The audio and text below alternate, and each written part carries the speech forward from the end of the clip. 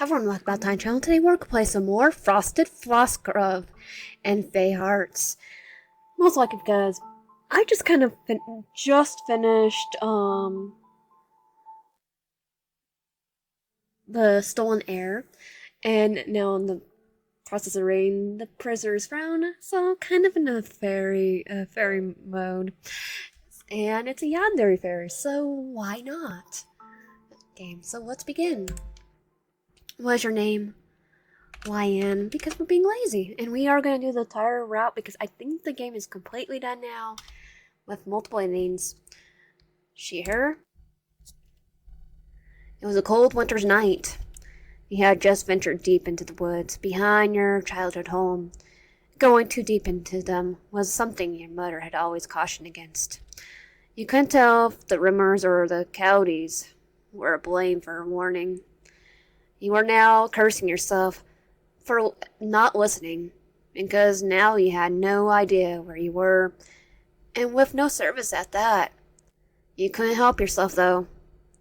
Your mother was sick, and there was nothing anyone could do for her. There was an old rumor, however, that if you ventured far enough into the forest, you could find a portal, the one your mother told you about. The portal was supposed to transport one into a different realm. Many had attempted to cross in the past, thinking the realm was magical. He believed it too. Well, after reading the Girl Prince and a lot of Holly Black's novels, you probably don't want to go in that portal. Then again, you might have to find a cute fairy boyfriend or husband. So maybe, yes. He had heard the rumor all along. He had heard the rumor all your life, but your family didn't treat it like a rumor, nor did your townsmen. They all feared the forest. Something their children had far from it. No matter how much a pet was loved, it would be run off as it ran into the forest. But after learning about it, many tourists still try to cross, and you'll never know if they did, because those who did never returned. You don't think you're any bit different, but since your mother is no longer responding, you have nothing left to lose.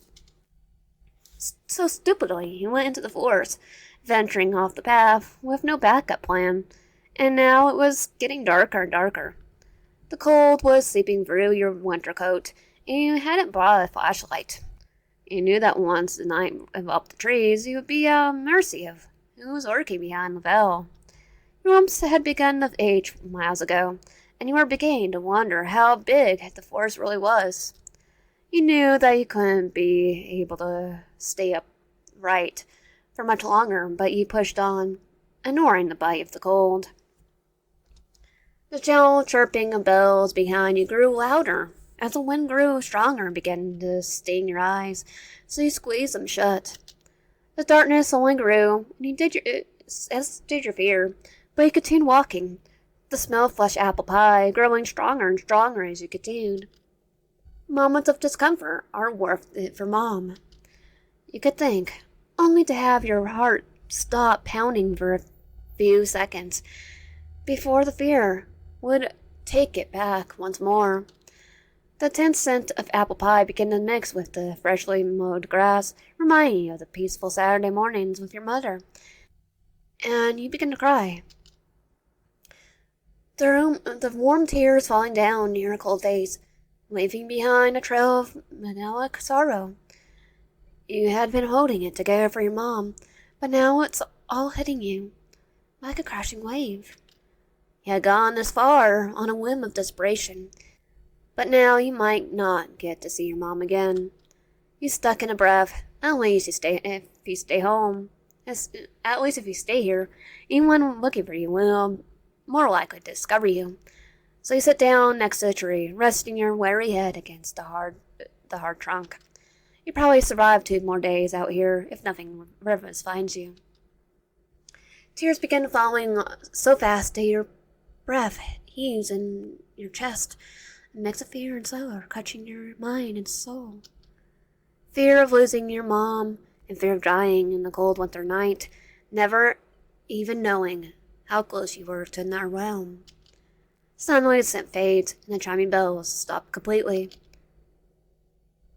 Why are you so troubled?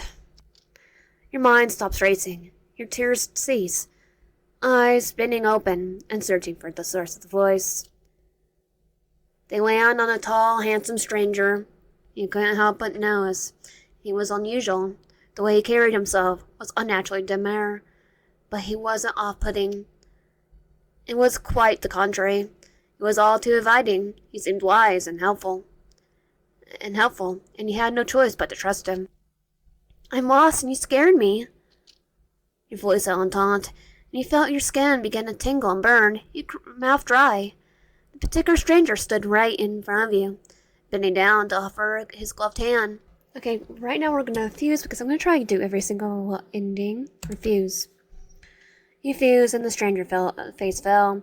He looks at you with a disappointed expression, but he doesn't say anything for a moment.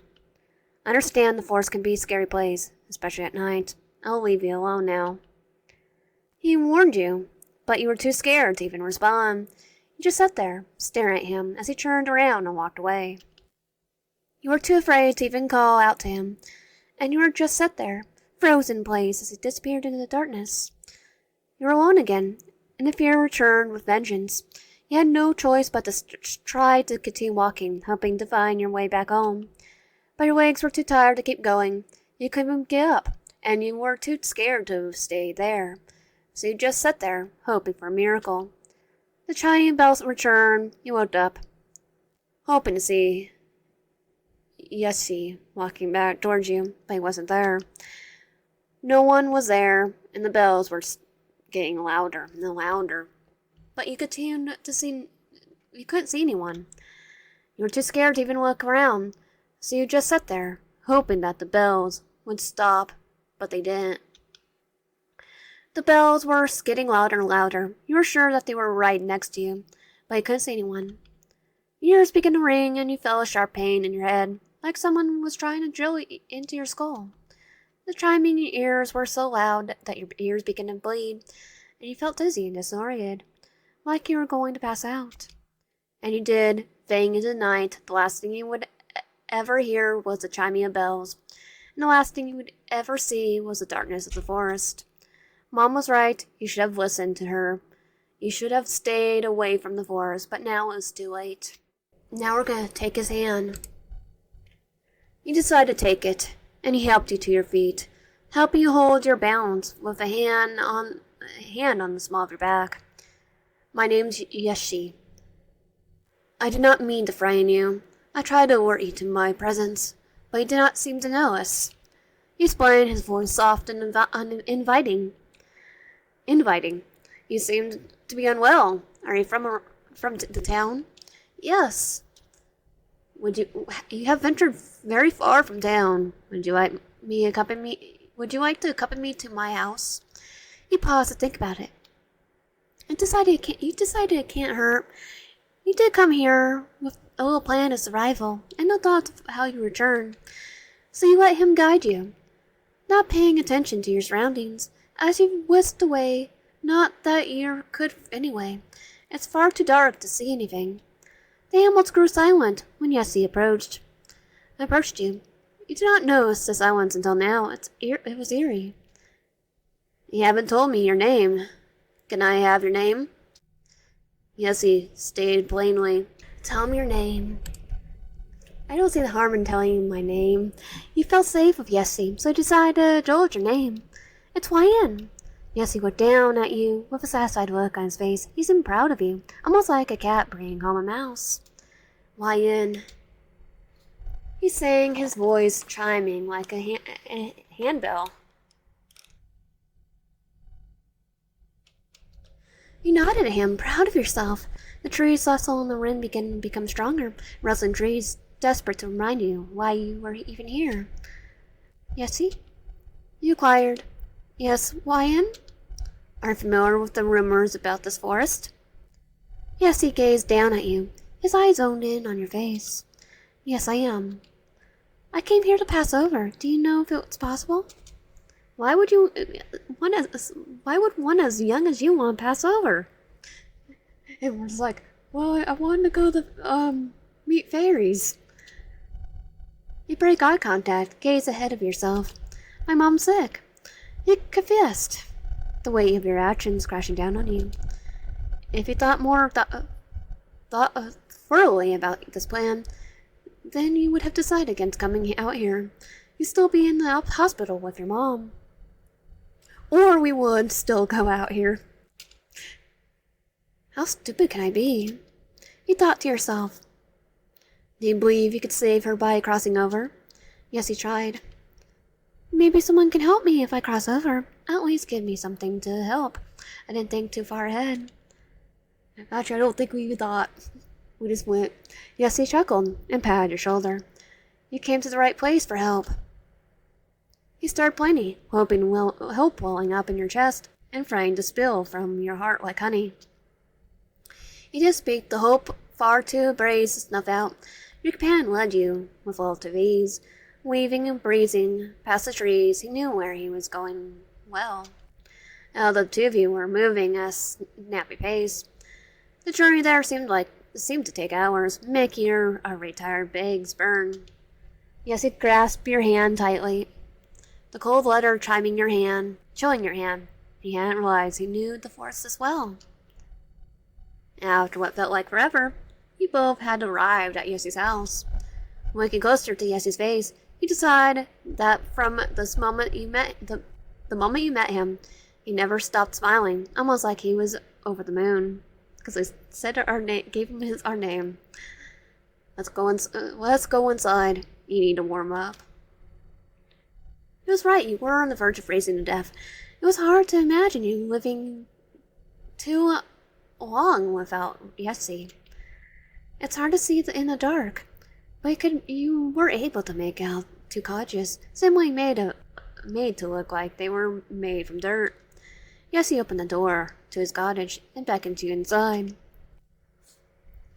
You enter, and Yessie motions towards his rocking chair, nestled in the corner of the small cottage living room. The small cottage's living room. Yessie had gone to his kitchen and lit a match before lighting a fire in his fireplace. This will warm you up the cottage. Allow me to fetch a blanket for you. Yessie excused himself to another room, grabbing a blanket, brought it back to hand to you. You accepted and wrapped the fleece blanket around yourself. Thank you, Yessie. Yessie promptly nodded his head at you, smiling as he does. Would you happen to be hungry? Well, okay, all you ever give me. You know, I know the warnings, don't eat anything they give you. I will. Yes, he hummed. His voice sounded like a softly shaken handbell. Yes, I'm starving. Yes, he grinned down at you, examining your face before reaching out his gloved hand to pull your blanket over your shoulders.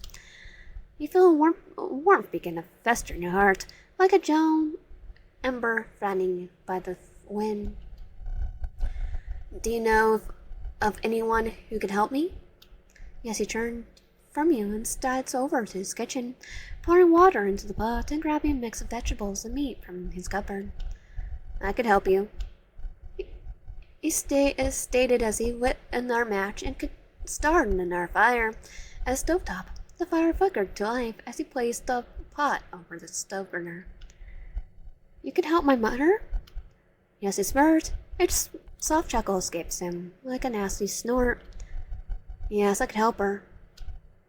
He smiled. The ember in your chest raised. You hadn't felt hopeful in months. Your life hadn't looked up in a long time. A dead-end job and a terminally ill mom wasn't the best combo for morale.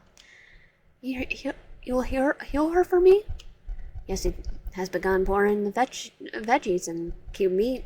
The water was brought to a boil. He watches Yessie pours at what you assume is seasoning into the pot. He stirs the pot, adding the ingredients as he does, filling the room with a delicious scent. Even if you hadn't already liked soup, you had been starving for hours. Regardless, the soup was going to be divine. I will heal her on one condition. Her heart drops. Of course, he won't do it for free. He felt stupid for even thinking he would selfishly help you out. What is that? Yes, he continues to stir the pot, his movements hypnotic, like a snake, dancing to the tune of a flute. Want to heal her? You will come with me, or at the very least, visit every day, and stay every night. Basically, move in. You are confused. That's all you want. You couldn't have offered anything better. No bills, no responsibilities, and Mom gets better. Assuming I get to still visit Mom. This deal seems a little too one-sided. Well, they are trick people. I'm assuming I could still see my mom. Yes, you would still be allowed to visit your mother. You would still have to come back here. That sounds too good not to have a catch. And what if I refuse? Yes, he had finished making the soup and poured you a bowl, handing it to you, along with a spoon. Well, I'll be stuck with him anyway, because we're gonna eat the food. It smelled delicious. The flavor is already ghosting in your mouth as you imagine taking a bite. You brought the spoon up to your mouth and swallowed the soup, and it was so delicious you drank it directly from the bowl, gulping it down, not caring how rude the slurping sounded. After you finished the soup, Yessie took the bowl from you, walking over to set in the sink, then knelt in front of you. I cannot refuse, Wyan. You gave me your name. The realization hit you like a truck. Everything about Yessie suddenly made sense. As your consciousness began to fade, the exhaustion finally catching up to you. I already technically said, but so no? No.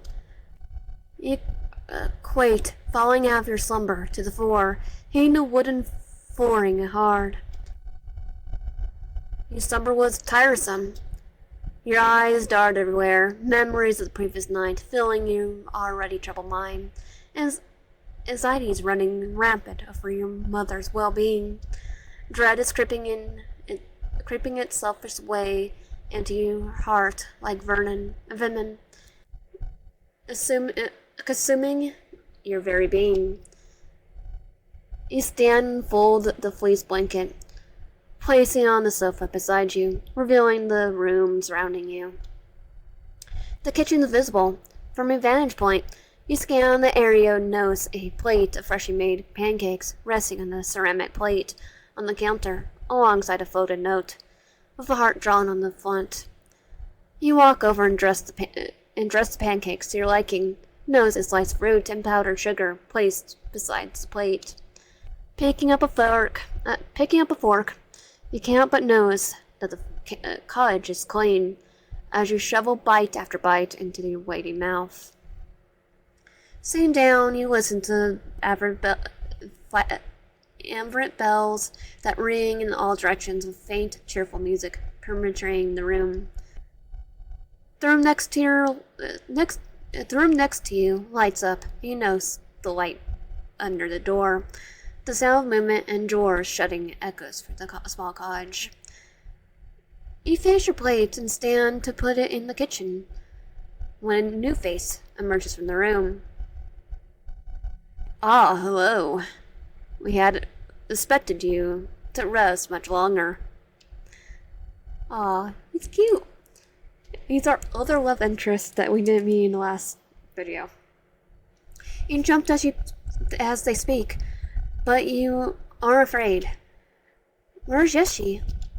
You question, looking at the stranger up and down. He's much odder than Yeshi. Definitely not of this world.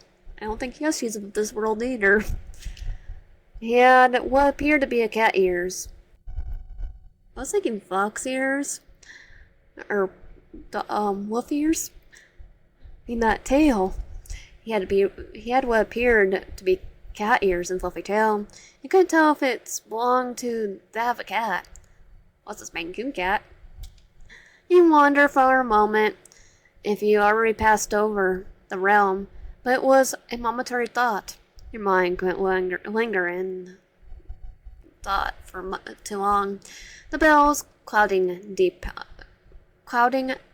pondering. He went to care for matters in town, something to do with the deal he made. Although I don't know the details.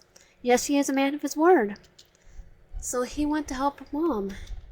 You thought to yourself, grateful to Yoshi. You thought to thank him later. Oh, and may I please have your name? Okay, I'm gonna have to refuse to tell him your name. You should know my name already. I already know your name, but I need your permission to use it. Oh, I see. Well, you have my permission to use it. Thank you, Wyan. It's a pleasure to meet you. I have chores to attend to, Wyan. If you like to come with me, you're welcome to do so. The stranger makes a small strides for the door, like he worried he might have forgotten something.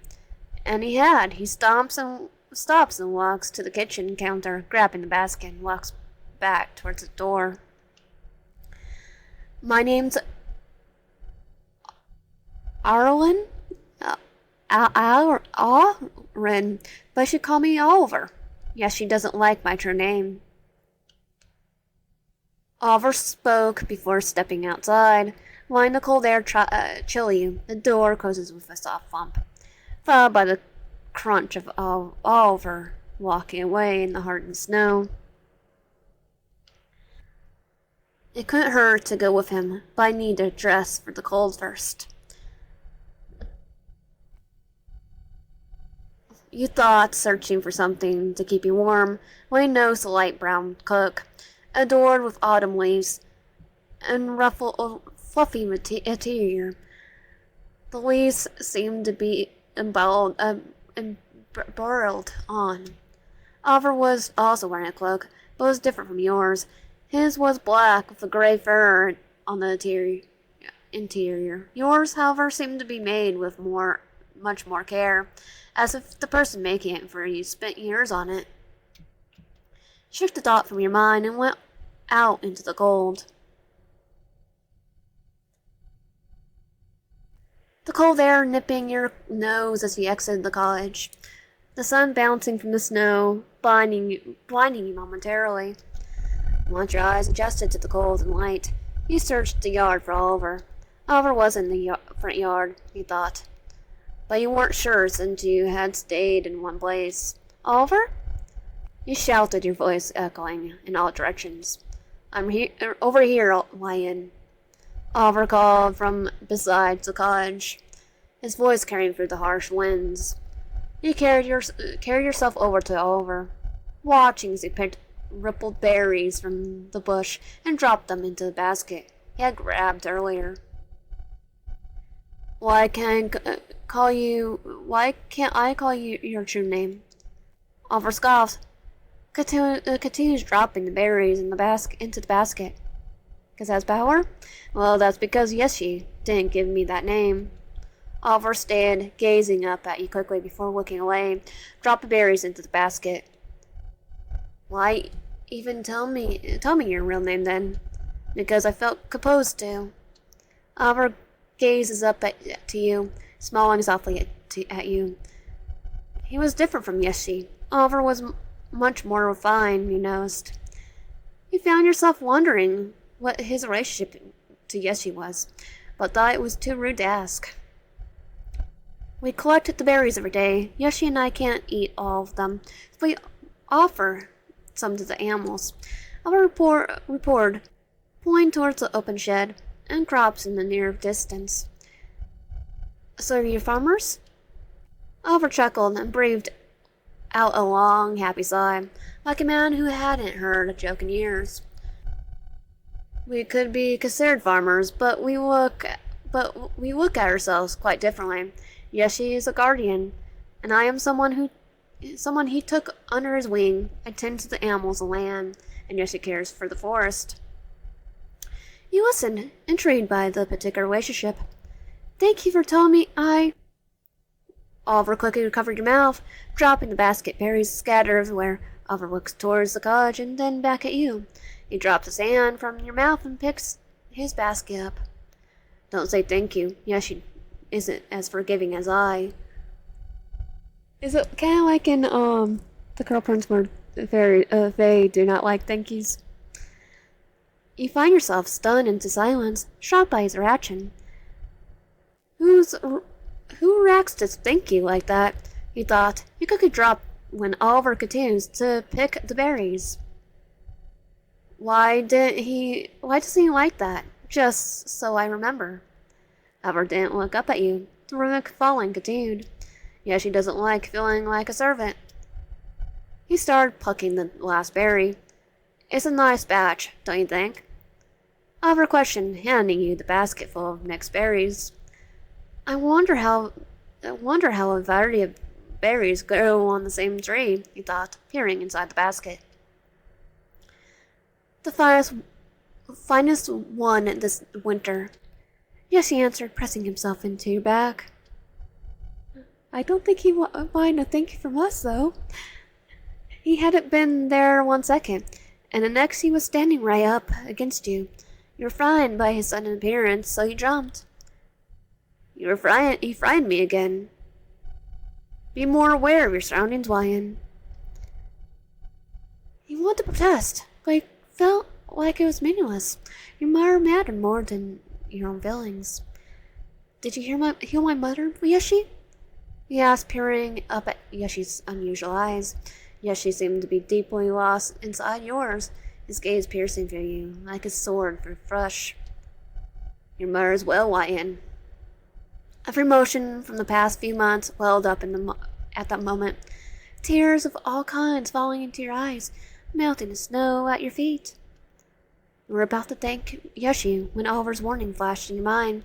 Oliver didn't ask you not to thank Yoshi. He told you. Okay, work naturally. Thank him and see what happens. Thank Yoshi. Thank you, Yoshi.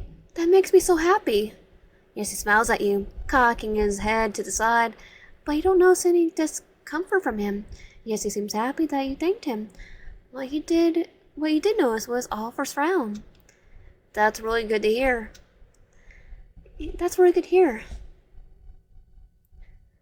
breathed relief evident in your waving voice, turning to face Yoshi. When can I see her? You asked, your legs itching to move, to run to your mother in this very instant. Oh, Wyan, you cannot go see her. The weight of Yoshi's words crashed down on you like a falling horse, crushing all the relief you felt. What was the reason for coming here if you can't see your mother anymore? Why did you think it was a good idea? As if you could get away from something so easily. Your life had always been hard, always taking the short end of things. At least she survived. Why can't I see her? What about our deal? You shouted, tears falling from your cold face, your heart on your sleeve. Yeah, she smiled at you. I never said she was completely healed. Wyan, it felt like a couple days for that. It will take a couple days for that. She asked that you not visit her until she's back to health. We've washed over you, fear and anxiety melting away. She wanted you to have some much needed rest here with me. That does make sense, he thought. Mom has always put me first. Alright, I'll wax here. I think he's lying. Then again, if it's like the Curl Prince, like the series, the favorite the series I've been reading, couldn't lie. They can't lie, but it's not the same series, though. He beamed, heart full of hope. Yes, he smiles down at you, satisfied with himself. Oliver smiles too, standing and dusting off his dirty knees. Let's go feed some deer. Oliver rejoiced, taking the basket from you gently and holding it to his side. Yes, she nods at Oliver and extends his hand to you. You take his gloved hand, the water freezing against your skin. Yes, she beams at you as you both fall after Oliver. Crushing the snow, all three of you walk into the forest in search of deer. Yoshi grips your hand firmly, rubbing the back of your hand softly with his finger. You like it here, Wyan. Yoshi chimed, a brush on his face as he felled after Oliver. You're worried that crushing snow would scare the deer as you begin stepping softly. What slowed you? What's wrong? Do you not like it here already? Wyan? Yoshi asked, his voice quivering. It's not that. I was just worried we might scare the deer. He answered, prompting Yoshi to laugh. The answer seemingly the funniest joke he heard in a long time. Yoshi tisked at you and starts to giggle again. My dear Wyan, the animals of the forest love me. They will not run. Really? He asked, excitement building in your chest, trying to spill from you in this excited scream. Yoshi nods at you, his smile convincing you not to scream. Look over there. We found Willow and her baby. Oliver exclaimed, beckoning Willow over as he approached her with the basket of berries. Willow whipped her head in your direction and began to walk over to you all. Oliver began to pat her side as Willow's baby rubbed against his leg. He beamed up at Yoshi, silently asking permission to approach them. Yoshi gazed down at you and smiles before letting go of your hand, allowing you to walk over to Oliver. They really won't run? No, they won't run. Aw. Oliver answered, handing you a couple berries. Willow nudged your hand and began begging you to feed her some berries, and you do, opening your hand and allow Willow to eat the berries from your hand. Willow licks your palm, tickling it and leaving some saliva behind as she nibbles the berries from your hand. Oliver hands you more berries to feed Willow, and she scarfs them down. You laugh as Oliver feeds Willow's baby, his face showing he doesn't like the saliva. That's the best part. Looking behind Oliver, you notice Yoshi staring at you with dotting eyes. Yoshi. He had been watching you as you enjoyed feeding the deer. You brushed and looked away from him, embarrassed to have noticed. Of course he stared at you, you thought. I'm being childish. You scolded yourself. All right, let's give the bunny some berries too.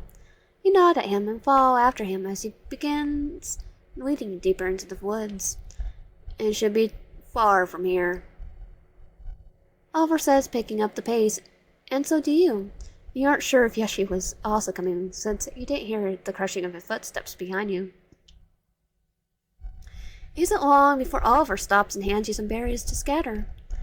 You scatter them as Oliver does, watching where he places them, doing the same on the opposite side of him. That should be it. Let's head back. Oliver stated, and you turn on your heel and follow your own footsteps without looking up, causing you to run headfirst into Yoshi. You look up and blush, embarrassed for this to have happened again to you again. I didn't mean to run into you, he said, trying to turn your back to him, but Yoshi intervenes and hugs you tightly. You don't bother. Yoshi laughed, pulling you closer, his grip firm and covering. Well, then you stammer, pulling away from Yoshi. You gaze up into Yoshi's jewel-like eyes, and now sees him sad, as if you had taken the favorite toy of a child. Yoshi quickly smiles and turns from you. Let's head back home and show why in her room. It's getting dark. Oliver nods and walks ahead of you and Yoshi, leading you both home. As the light begins to fade in the distance, you wonder how time flew by so quickly. Daylight savings time? Oliver opens and enters the cottage, which I don't actually know about that much. Never really had to deal with it. Oliver opens and enters the cottage, followed by you and Yoshi, the living room filled with the scent of freshly baked apple pie. like the one your mother always made. Glad you turned towards the kitchen and noticed 3 apple pies sitting neatly on the counter. Walking up to them, you inhale the nostalgic washing over you, reminding you of home. You turn to Yeshi and smile brightly at him, almost certain that he has brought these from your mother. Yeshi had thought to bring you comfort while you stay here, and that thought alone was enough to melt your heart. You cut a slice and place it in the plate, followed by another on a separate plate. You brought these for me? You beamed at Yeshi. After I made them for you. You hand Yeshi a plate, and cut a big piece and shove it into your mouth eagerly. They're enchanted to remind you of fond things beyond your recognition. Go on, eat it. It'll make you feel better. And you do. The sweet and tart flavors of the apple pie fillings floating in your mouth, the flake crust melting into your tongue, the warmth of the pie spread through your body, chasing away the cold and filling you with a sense of comfort and nostalgia. So you whisked away, fresh air filling your lungs and cherry dreams filling your mind. Yes, she was right. You had no recognition of this, but it was pleasant. Taken their bite, you're filled with fondness for what feels like to live here, feeding the animals at the bayous of snow and the 2 mystical men who live here. You feel a sense of belonging, a sense of home. You feel safe and loved. You see yourself walking through the forest, with Yeshin all over, laughing and smiling. The sun shining down on you. You see yourself sitting by the fire with them, sharing stories of warmth. You see yourself sleeping peacefully in your bed, feeling safe and secure. Finish your pie later. We need to show you your room. Yes, she said, breaking you away from your daydream. You nod, setting your plate down. Yeshi smiles leads you to the door next to his piano in the back of the cottage and opens the door. Your room has a bed and a chair, as well as a side table and a clothing rack. The bed appeared to have been recently made, as well as a side table. The room was populated with a scent of lavender and vanilla, which you found to be very pleasant. The bed was covered in soft, fluffy blanket that looked like it would be perfect for snuggling into on a cold night. The chair was made of wood and had a cushion on it, making it comfortable to sit on. The side table was small but functional, with a lamp on it that provided a warm glow in the room. The clothing rack was full of sewed clothes perfectly in your size, like Harry knew. You'd wonder for a moment how they knew your exact size, but push the thought from your mind. You were too exhausted last night for us to move you. I hoped you still had a restful sleep. Yes, she said, smiling at you. We don't have a shower, but we do have a tub. If you'd like to have a bath, Oliver can go ahead and run one for you. You nod, and Yeshi ushered you over to run a bath, which he exits to do. Faintly in another room, water begins to run. Yeshi walks over to the clothing rack and pulls out a shirt, holding it up for you to see. I made these for you. If they are not to your liking, throw them away. He stated, placing the shirt back on the rack. I made everything in here. Anything you do not like, throw away. If you do not like them, there's no use for them. I'm not gonna be that girl, though. Even if I didn't like some, I'll still wear it because it's a gift. Yeah, she said, before walking out of the room, leaving her alone. You nod and walk over to pick out your clothes and change and place them on the bed. After laying the clothes on the bed, you uncasp the cloak and set it aside on the chair near your bed. Oliver comes back and knocks on the door, smiling down at you. I finished running your bath, Lion. It's ready for you whenever you like. You nod at him and grab the clothes from the bed, enter the bathroom, and close the door before undressing and sliding into the tub. The room's aroma is full of lavender and foxglove. You assume those were the soaps placed into the warm water. You allow yourself to sink into the water, warming yourself up, the cold evaporating from your skin, relaxing your body, making you tired. You scrub your body and think of how nice Oliver and Yoshi have been to you. Yoshi seems to harbor a deep fondness for you, and Oliver seems to enjoy your company. You feel happy, a sincere happiness that hadn't been within your grasp for months. Maybe living here after ordeal includes isn't as so bad after all, you thought, rinsing off your body. After washing your hair, you dry yourself off and change into the clothes Yoshi had made for you. It made an awful lot in one day, you thought. Like you already knew we were gonna be here. Exit the bathroom, you walk into your room and snuggle into your bed, surprised at how soft it was compared to your bed at home. You lie there, listening to the distant chatter of Yoshi and Oliver in the other room, and try to resist the urge to fall asleep, but safety lulls you into its deep slumber. Okay, I already saved, so nope. The sun was bright, you thought, sitting up in your bed already changed for the day. Listening closely, you hear what sounds like loud grinding outside. You stand and peer out the window and notice that their cottage lights are turned on. You sigh and close the curtains, yawning as you sit in the chair next to your window, listening to the grinding, trying desperately to figure out what it was. It can't be stone, you thought to yourself, pondering what else could it be. But you came up with nothing. While they're making weapons, you stand up and drag yourself to the living room, where Oliver was eating, a plate next to him. Sitting down next to him, you grab the plate and begin eating, assuming the plate was made for you. What's that grinding? Yes, she's grinding bones in the workshop. Oh, it's bone, you thought to yourself, bringing their forkful to your watering mouth. Wait, bone? Whose bone? Why is he grinding bone? You question, staring at Oliver.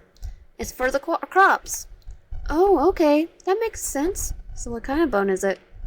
Your pie finishing the last bite. Oliver takes your plate and fork, and stacking them on top of his, and takes them to the sink, placing them gently inside. Yes, you will join us after he finishes serrating our crops. Oliver says that he turned the knob, and water begins running over the dishes. After filling the sink halfway, Oliver turns off the water and leaves the dishes in the sink.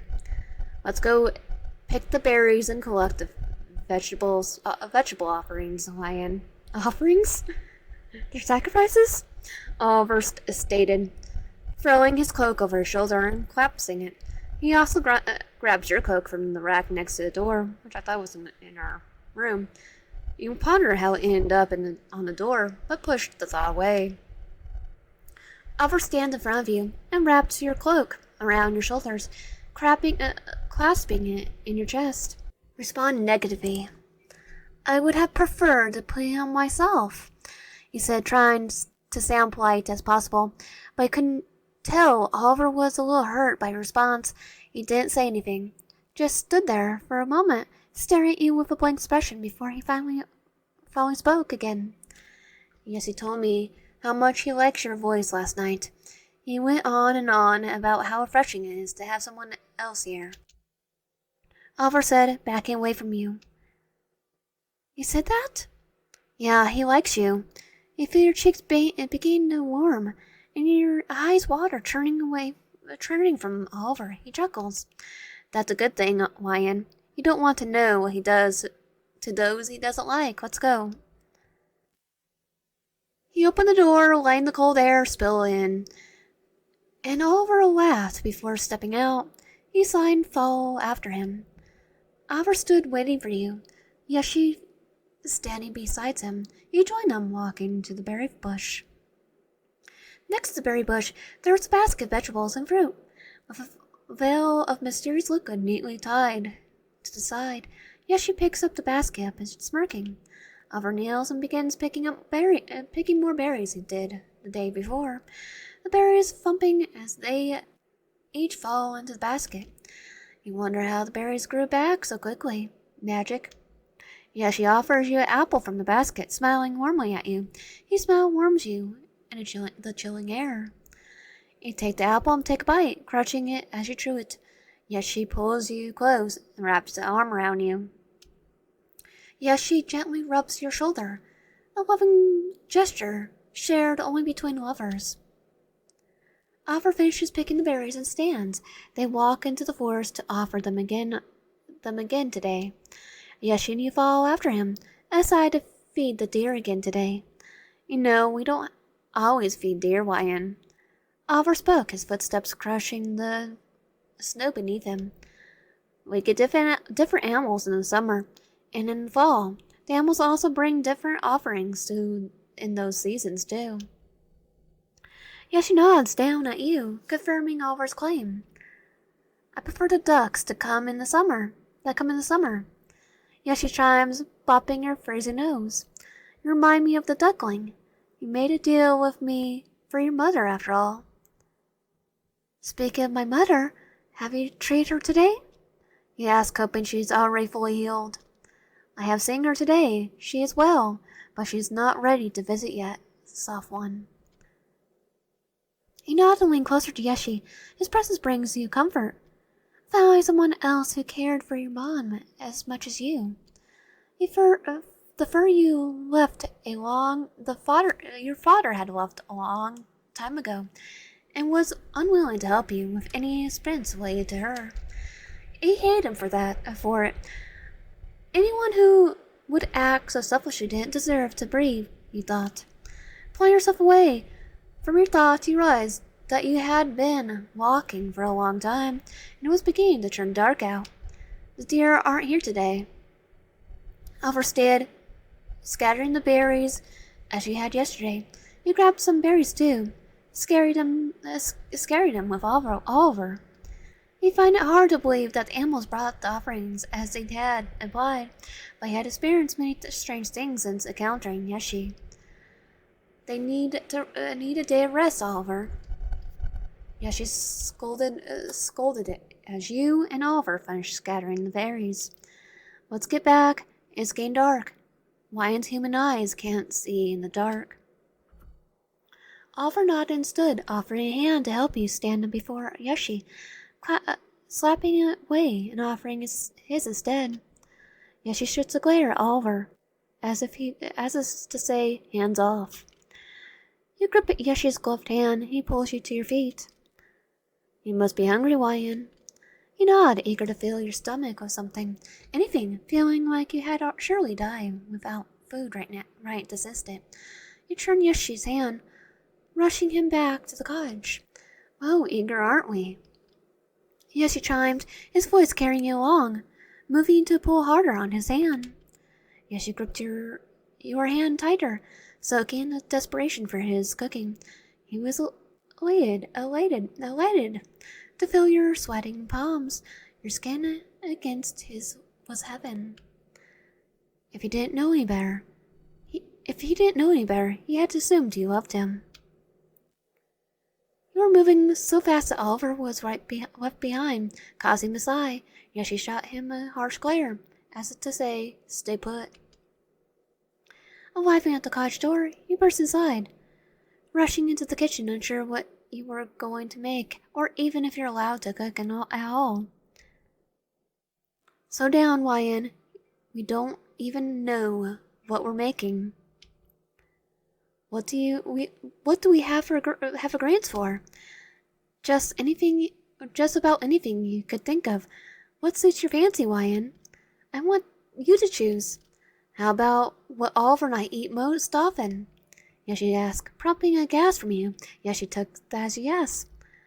All right, soup and bread is. I tend to most everything. You can chop the vegetables if you like. Let's wait for Oliver, then we can. How about we bond together privately? I have no time to spend with you alone.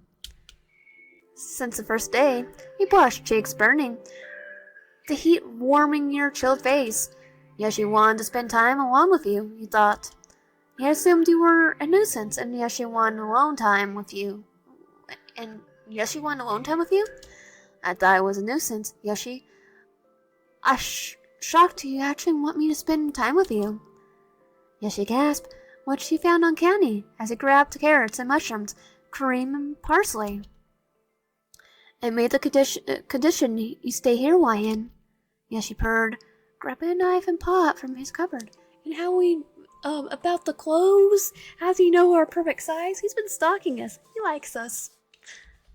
If I didn't want you here, you would have been long dead. Yashi stated, chilling you to your very core. I'm devoted to you now. You basically accepted my proposal immediately.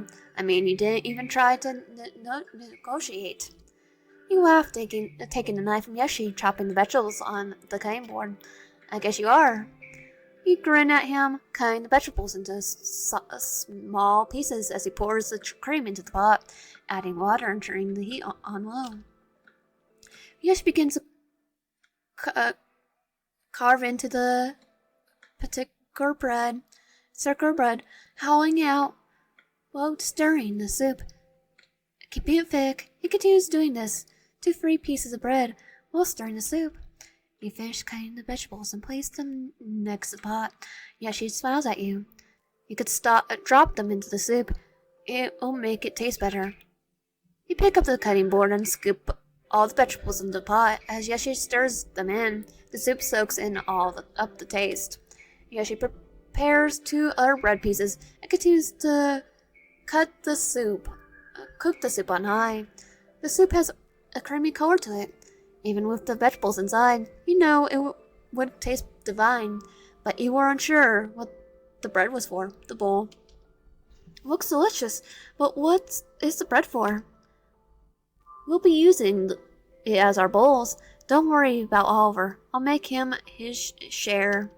You smile and Yashi turns the heat off, grabs a ladle, and pours some soup into the bread bowls. Yashi places the bread bowl down at the dining table, and you sit down. Yashi grabs a plate of discarded breadcrumbs and places it on the center of the table, as well as 3 spoons. You grab a spoon and place it inside the bread bowl.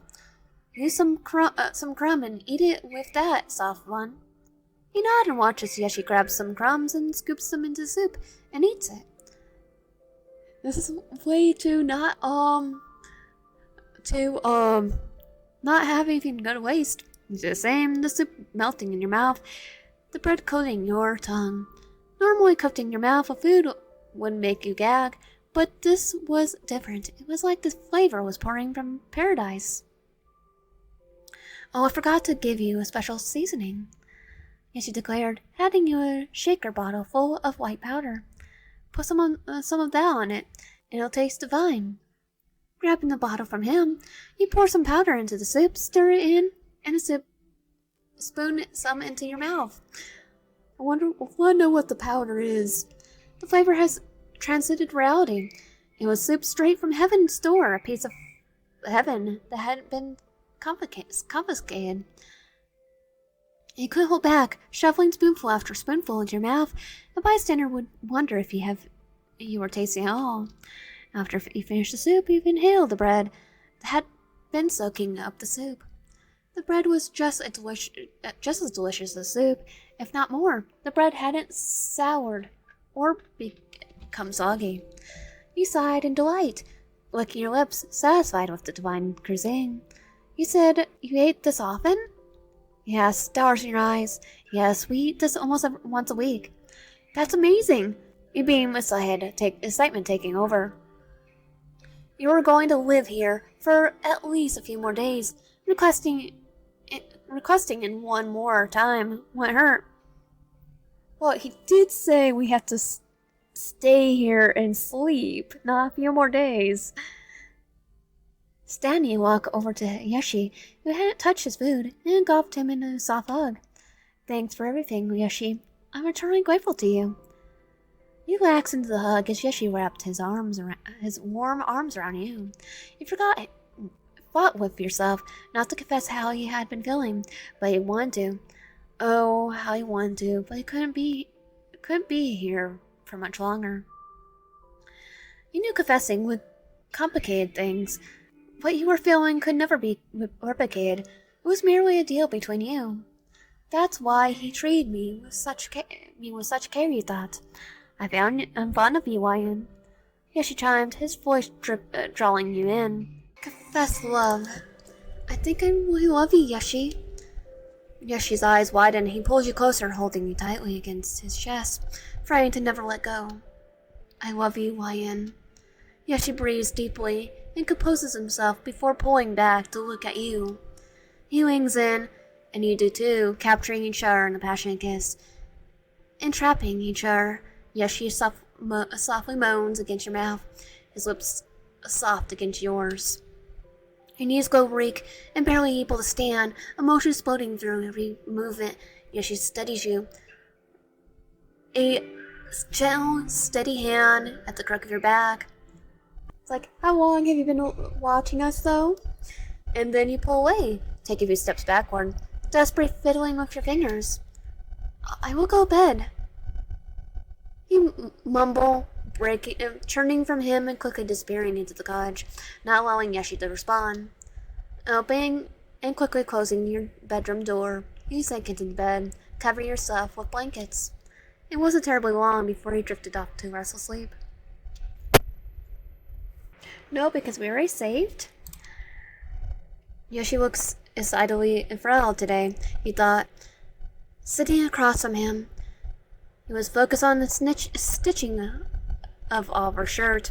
He looked so beautiful, he thought. Ryan, was breakfast to your liking today? Yoshi asked, pulling you violently from your thoughts. Yes, the berries tasted better than yesterday's, in a good way. He answered, peering at Yoshi, who sat in the rocking chair, fixing one of Oliver's ripped shirts. Yoshi appeared happy, but I couldn't tell by how much. He's always appeared arrayed, but elegant. I love you. Not elegant, but Yoshi's saying, his voice soured of death traces.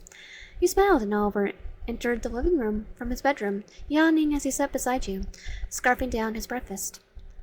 Oliver, after you finish eating, let's go tend to the garden. Oliver nodded and stood and washed his plate, while you threw your cloak over your shoulders and fastened it over your chest. Once everyone was ready, you all went outside to the garden. Oliver grabbed a watering can and set it down in the snow. Yoshi, have you seen Mother today? You asked, peering up at Yoshi. Yes, she's back to health now. Oh, that's wonderful. When can I get to see her?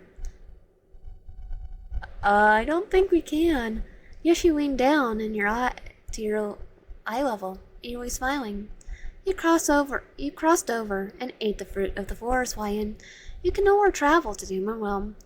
Was that the apple? Well, we probably should have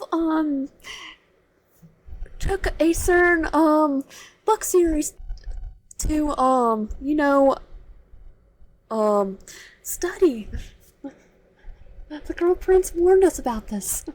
You crossed over and ate the fruit of the forest, Lion. You can no longer travel to the human realm.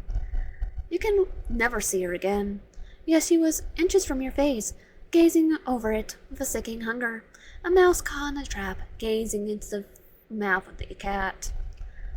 What? Why? Why? What?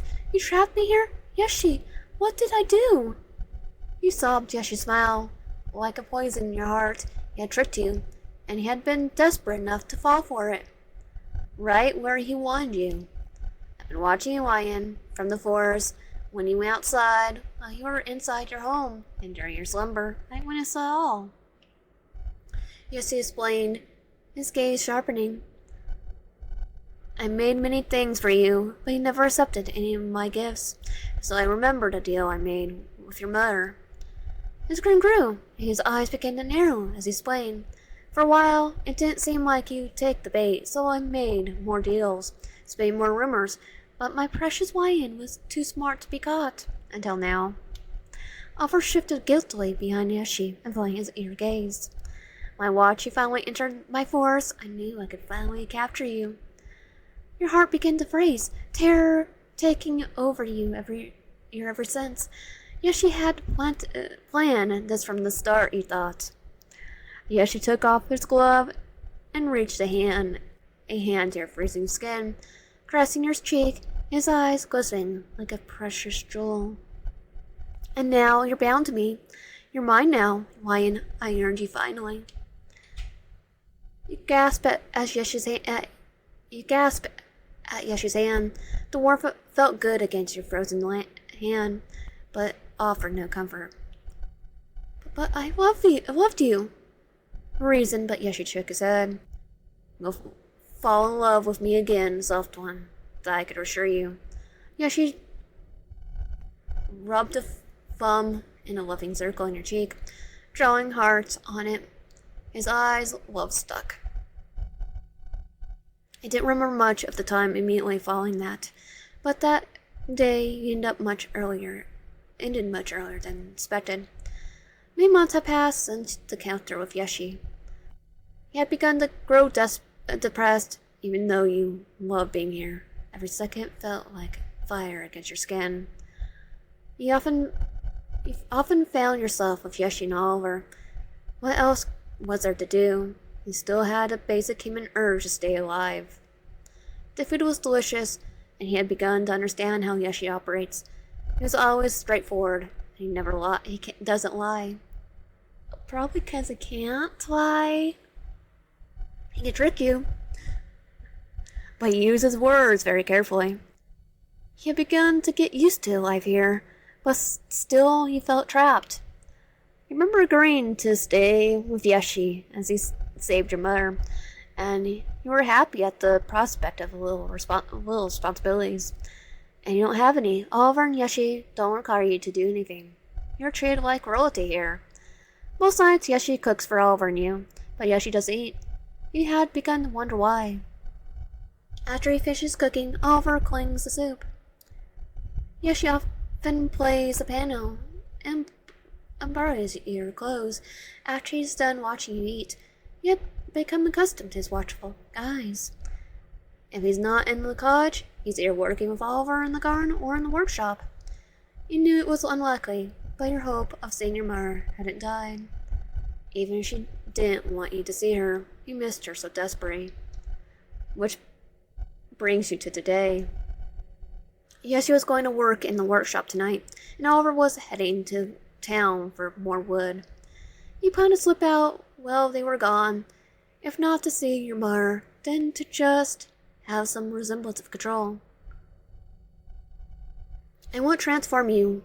I like your humanity, the chase, the thrill of the capture. It's so sweet. Yes, you're warned. Simply thinking around, pulling you from your thoughts. He was still repairing Oliver's shirt, walking back and forth in the rocking chair across from you. You're unpredictable, Lion. I like that about you. He stayed, threading the needle through the fabric. It sounds like you're obsessed with me. He is. Did he already tell us that, basically? Yoshi chuckled, looking up at you, admiration in his eyes. Says, no, I'm devoted to you. Don't you see? That's the same thing. That's what this is all about. Yoshi places the shirt along with the supplies to the side. Inside his burley box, he stands and walks over towards you. Yoshi leans down, his breath hitching before he whispers, Can I? You nod and Yoshi kisses you, his soft lips and irresistibly sweet against yours. He quivers and shakes it as he pulls your head in closer. You lose yourself inside the kiss, unable to think. As sickly sweet poison takes you, your face burning, embers exploding in your chest. Yoshi releases you and pulls back. A deep blush spreads across his face. He softly grunts as he turns away and sits back down at the rocking chair. The front door opens and Oliver enters, gently setting his basket down in the counter. I spread the berries already, Yoshi. I think I might head to town much sooner than expected. Oliver stated, happily unaware of your bubbling feelings for Yoshi. You knew you shouldn't feel this way. Oh God, how you knew, but you did. You had fallen in love with Yoshi. Again. You didn't know if it was his devilish charm or if it was how much he cared for you. Perhaps it was how often he told you he loved you, and you knew he was incapable of lying. Regardless, you couldn't help it. Your heart had begun to sing it for the man, and you hated yourself for it. Okay, that sounds good. The trip there is long. The sooner you get there, the faster we return. Alvar smiled at Yoshi and went to his room to ready himself for the trip to the town. You wonder how Oliver will be able to carry all the lumber himself. Gazing back to Yoshi, you notice his stare and smile at him. You lived here all this time, and yet I've yet to show you what made me move here. I always wanted to take you. Would you like to come, please? Yoshi raises to his feet and offers you his gloved hand. Parting for a moment, you don't see how this could be twisted against you, so you stand and take Yoshi's gloved hand. Yoshi guides you outside. The chill in the air nips at your nose. Entering the forest, snow falls from the branches as you both walk. You find yourself curious about where you'll end up. You haven't done any exploring since living with Yoshi, so you had no idea what could be in the store for you today. Your hands are shaking. Yoshi stated, pulling you closer. I forgot how fragile humans truly are. He wrapped an arm around you, holding you firmly at his side, his warmth spreading to your body. Yoshi seemed to relish you being oh so close to him. Well, we'll be there soon. He was right. The rest of the walk there seemed to fly past as Yoshi held you. Yoshi's possessiveness had stopped bothering you, but you longed for a time he wasn't there. Yoshi loved him, but Yoshi could be suffocating at times. We had arrived, dearest. Yoshi sang, leading you towards a cave entrance. The air is full of ocean scent. You got a close look around and noticed this hot spring sitting peacefully in the center of the cave. Entering the hot spring, you sink inside, the warmth of the water taking away all your worries. Yet the spring needs something new, and yes, you knew that. It was trying to make you uncomfortable, which was nice, but you could never understand why you were so unhappy. I knew that I hurt you. Yes, you stated, entering the spring and moving closer to you. I love you, I'm sorry. Yes, she apologized. That wasn't something you ever heard him do. You don't reply, simply sinking deeper into the spring. Yes, you seemed hurt, but understood why you had accepted. Enjoy yourself, dearest. When you were done soaking, you emerged from the water with nothing to keep you warm in the harsh winter winds. Yes, she was, and appeared terrified of the ramifications. I forgot how fragile you are, soft one. Come, rest upon my cloak as I escort you home. With no other choice, you do as he suggested, and stand above under his cloak, his body heat keeping you warm as you quickly march home. Upon arrival, Yoshi leaves for the workshop, and Oliver was already gone. You enter your room and sit on the chair next to your window, watching for the sun to go down. You wait for a few hours sitting alone in the room, thinking about your mother and how you missed her. Never seeing your family home again, let alone your mother, made you curiously more and more sad until it was all you could think about. Tears fell from your face onto your pillow, which you couldn't help but notice didn't smell like home. Before you knew it, you were fast asleep, the sound from outside warning you to sleep. Yes, you soon entered your room, the noise outside having stopped long ago. You kicked over to your bedside, kneeling beside you. Yes, she watched you sleeping face, gazing up and down, before crawling into bed with you. He wrapped himself around you, cuddling you closely. I love you, Ryan. Yes, she chimes against the back of your head, his breath warming your scalp. I knew I had to do terrible things to get you here, but you love me so it worked, right? Yes, he chuckled, smiling the back of her head. I did heal your mother. She's well. Maybe one day I'll let you see her. For now, let's just stay with me, okay? Yes, he kissed the back of her head, snuggling close to you, his head resting in the crook of your neck.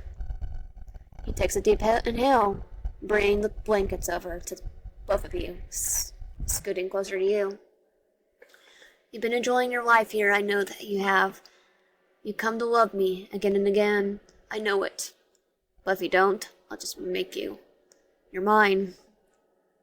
There was a long quiet that followed after he finished speaking. He takes a deep breath up your neck, his body finally relaxing behind yours. I hope you can forgive me one day. Yes, she said lovely, a gentle whisper in your ear. You can't leave, after all. You're mine forever. And that was Yoshi's ending. To do Oliver's route, we have to say, take his name, and take his hand. Refuse to tell him our name. You shake your head, refuse to give him your name. You don't know why, but you felt like you couldn't tell him. I can't help you if I do not know your name. Then we do give him our name, because refusing will just give us the first bad end. You felt safe with Yoshi, so you decided to indulge your name. It's YN. Skip. Technically, we've already did in the last video. Say no, because I already technically saved everything. And then, skip. And then now we have to tell him our name. Tell him your name. My name's YN. Oh, it's a pleasure to meet you, YN.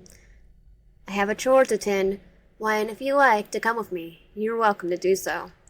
The stranger makes small strides to the door, like he's worried he might have forgotten something. He stops and walks to the kitchen counter, grabbing his basket, and walks back towards the door. Can we skip now? And now we don't thank Yoshi. That's really good to hear. He breathed, relief evident in your waving voice. Turning to Yoshi. When can I see her? Okay, skip. I'm gonna go with no.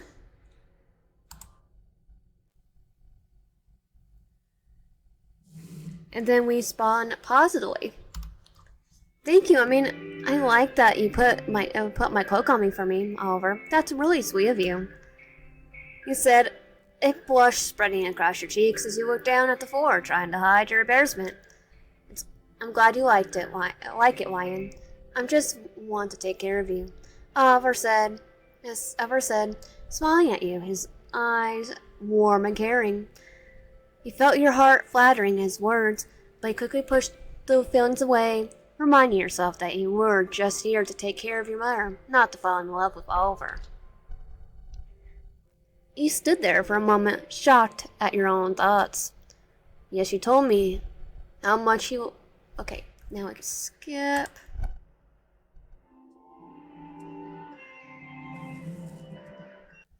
And now we have to let him down easily. I'm fond of you, too. You confessed. He gazed back at Yoshi and noticed he's blushing. I'll go to bed. Wait, let him down easily. I'm fond of you, too. He confessed. You gazed back up at Yoshi and noticed he's blushing. I'll go to bed. Okay, we can skip now.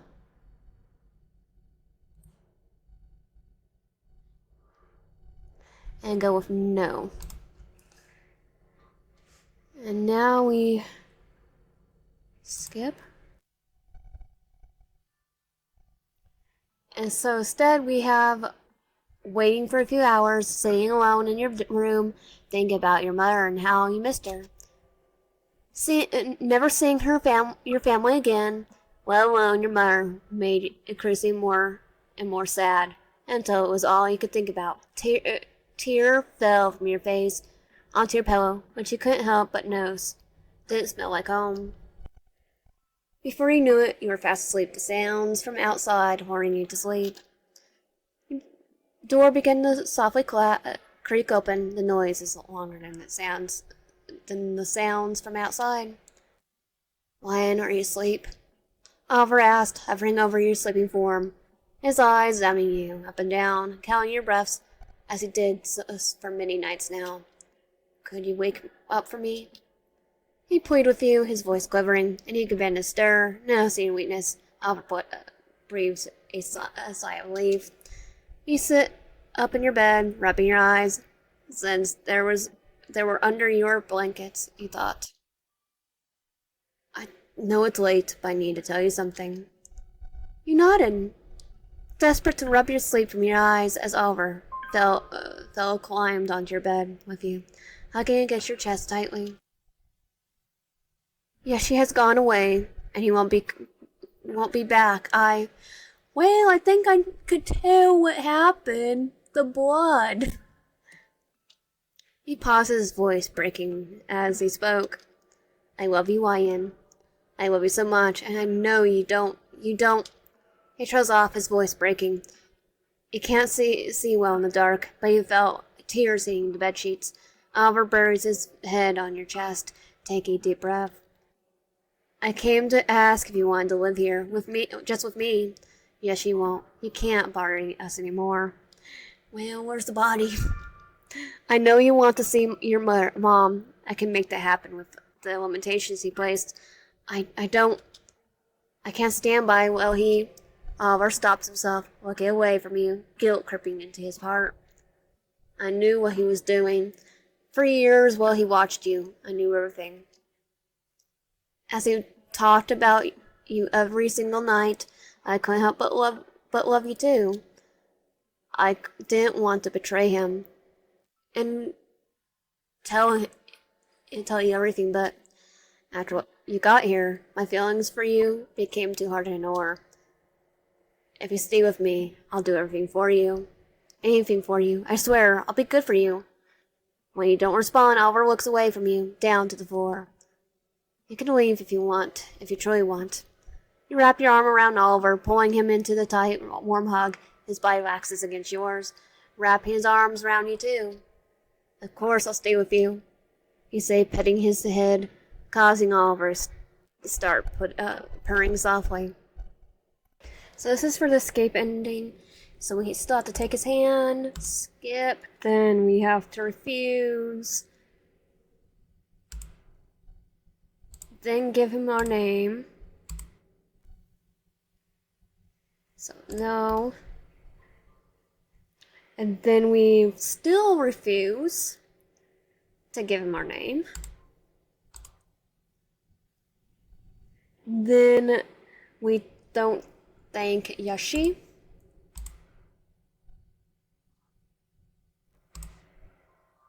And then we respond negatively.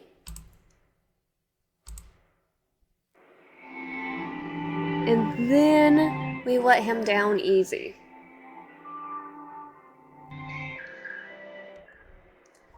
And then we're fond of him. And now you enter your room and sit in the large chair in your window, watching for the sun to go down. The time has come. Yashi has finally left the workshop, and Oliver had long since left for town. He had packed a satchel earlier in preparation for this. Rushing to your room, you quickly put on your cloak and threw the satchel over your shoulder, quickly approaching the door. You knew that once you were outside, the snow would crunch and give away your location, but he had prepared for that. A few days earlier, he asked Oliver for a radio to sleep with, and although he found it hard to sleep with it on, it didn't matter. All it mattered was covering the sound of your running. Approaching the door, you listened. A loud hammering began coming from the workshop. This is my chance. He thought, opening and closing the door silently, stepping out into the cold winter night. The workshop lights were on, and the sound of the loud hammering was louder than out there. Louder out here. Quietly snuck past the front of the workshop and tiptoed your way into the forest, praying with every step that Yashi didn't hear. Once you were far enough into the woods, you began to sprint, your legs carrying you faster than ever before. The snow was kicking up behind you, and you haven't thought of a way to cover your tracks. but you hoped Yoshi would assume that they were Oliver's. The wind gushed past your ears uncomfortably, assaulting your eardrums, unable to hear the woods surrounding you. You didn't care, flying past many trees for what felt like hours before you had to stop for air. And we had to stop for air from the very beginning. Air heaved in your lungs as you pause your descent from the forest. Your heart is hammering in your chest, pressing hard against your ribs. All that matters is seeing Mom again, you thought, picking up your pace back up. I could see her only one more time. That would be enough. He cried, and the thought alone filling you with the remaining strength needed, wings burning as they hurried you forward. Your house began to come into view, only scared by the remaining trees they had left to pass. The wind carries you the rest of the way, exhausting you but don't stop until you enter your house. Once inside, it's barely light out, and your home is silent. You creep to your mother's door and peer inside, where she lies peacefully in her bed, alive and well, as Yoshi had promised. You thought, your heart pained from betraying him. It's like, yeah, but he's gonna keep me. You quietly close your mother's bed. And plus, he got his happy ending already. You quickly close your bedroom quickly close your mother's bedroom door before opening your own and creeping inside, dropping onto your bed with an exhausted sigh. What you didn't notice, however, were the drill-like eyes staring inside your window longingly from the forest in your backyard. Okay, the last ending we only have two choices that really matter, and it's ask if Yoshi doesn't like thank yous. Do you like to receive a thank you from people? You question, gazing up at Yoshi. Yoshi smiles at you and ponders it on for a moment. It's like, I read in the book, normally I wouldn't like a thank you, but I accept anything if it came from you. You smile at him, and you feel your cheeks grow warm. I was asking because Oliver was telling me not to. He was warning me about you, I guess. Yoshi looked at Oliver. He appears to be giving him a nasty snare, but he paid it no mind. Anyway, that's good to hear. About my mom, that is. Okay, now we can skip. I'm just gonna go and do positive because we're trying to...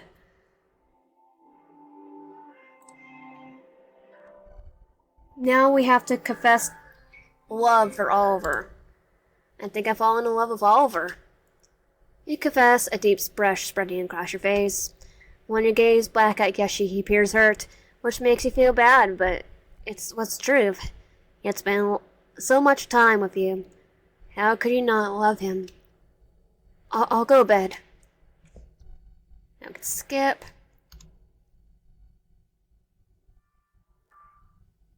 You enter your room and sit in the chair next to your window, watching the sun go down. You wait for a few hours sitting alone in your room, thinking about your mother and how you missed her. Never seeing your family home again, let alone your mother, made you increasingly more and more sad, until it was all you could think about.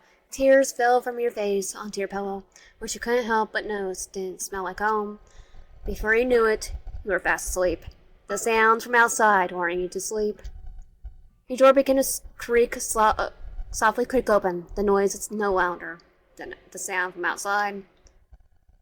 Lion, are you asleep? Oliver asked, lightly shaking your sleeping form. Wake up, Lion.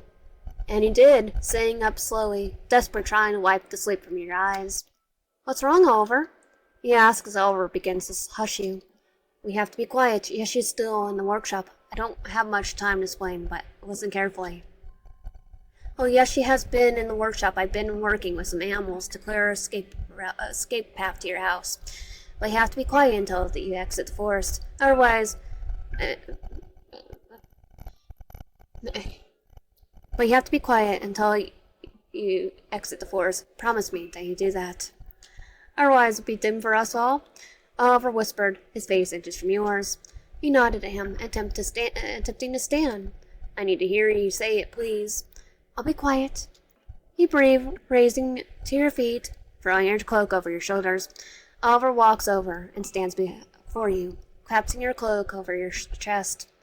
Be careful, Lion, he says as he creeps towards your bedroom door. Opening and entering the living room. Approaching the front door, you listen. The loud hammering was still coming from the workshop. I hope I can make it, you thought, opening and closing the door silently, stepping into the cold winter night.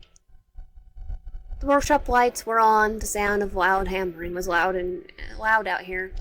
You could sneak past the front of the workshop and tiptoe your way into the forest, praying with every step that Yoshi didn't hear. Once you were far enough into the woods, you began to sprint, your legs carrying you faster than ever before. The snow was kicking up behind you, and you wonder if Oliver had thought about that. The wind gushes past your ears, uncomfortably assaulting your eardrums, unable to hear the wood surrounding you. You didn't care, flying past many trees for what felt like hours before you had to stop for air. Which I'll be alright needing air. Air heaved in your lungs as you passed over your descent from the forest. Your heart is hammering in your chest, pressing hard against your ribs. As you stop for rest, you hear rapid footsteps from behind. You whip your head, gazing behind yourself. It was hard to see anything in the dark, but you stayed silent. Lion, is that you? You hear Oliver calling out to you. You walk into the open, and Oliver runs up to you, engulfing you in a strong and firm hug. I was worried that I couldn't make it in time to go with you, Oliver huffed, holding you tightly. After you left, I imagined life without you, and I realized I can't live without you. I love you, Lion. You gasp, but don't protest. Oliver pushed off you and takes a few steps back. You don't have to spawn now. We shouldn't be far from your house. If we keep going... Ha! Oliver's gasped in pain, crunching his chest before falling into the snowy ground. You stare at him in shock. What could have done this? He was helping me. He thought frozen place. He gazed up where Oliver was standing and spotted Yoshi. He was vanishing a long, sharp shard of glass. Oh my God! You shrieked, turning on your heel, making a mad dash to the direction of your house. Your form wasn't graceful as you ran for your life, arms flailing beside yourself, feet clobbering against one another. Fear began to make your legs wobble beneath you, causing you to trip and fall hard on the ground. You hadn't noticed the footsteps right behind you until it was far too late, and you had begun to pass out. Yes, she stood beside you, making up your bridal style. I didn't think you'd try to run away with Oliver. I never thought he'd betray me like that. So he had to go. Sorry, Lion. I guess I'll take over his duties on the farm. I can't believe he tried to run from me, dearest. It's almost unbelievable. After everything I've done for you, just because I could play obsessed with you, does that make you think he could get away with anything?